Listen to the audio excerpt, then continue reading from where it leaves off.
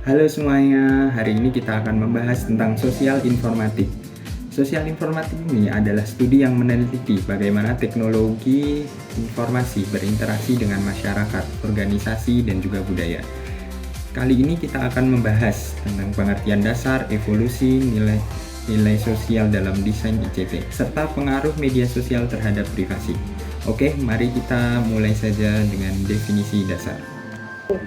Sosial informatik adalah studi interdisipliner yang meneliti desain, penggunaan, dan konsekuensi teknologi informasi dalam konteks sosial dan institusional.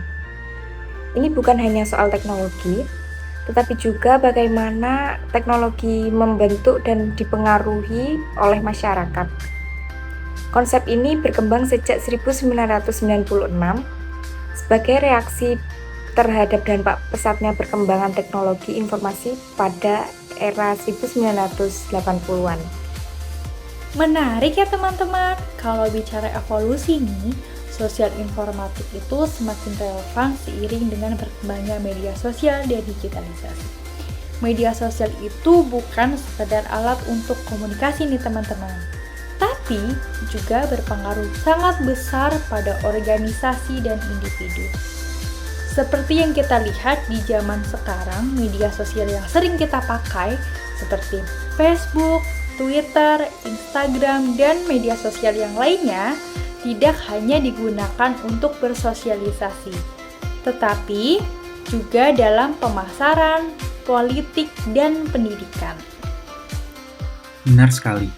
Hal yang lebih penting adalah bagaimana teknologi harus dirancang dengan mempertimbangkan nilai-nilai sosial. Desain ICT, Information and Communication Technology, tidak bisa hanya berfokus pada aspek teknis, misalnya, sistem yang kita buat harus adil, inklusif, dan memperhatikan dampak sosialnya. Kita tidak bisa hanya mementingkan efisiensi tanpa mempertimbangkan etika dan dampaknya terhadap masyarakat. Setuju, tapi ada tantangan besar, terutama terkait privasi. Studi kasus Facebook menunjukkan bagaimana data pengguna bisa dikomersilkan oleh pihak ketiga. Ini menunjukkan bahwa di era digital, privasi menjadi isu yang semakin kompleks. Perusahaan teknologi harus bertanggung jawab dalam mengelola data pengguna. Sementara, masyarakat juga perlu lebih sadar akan jejak digital.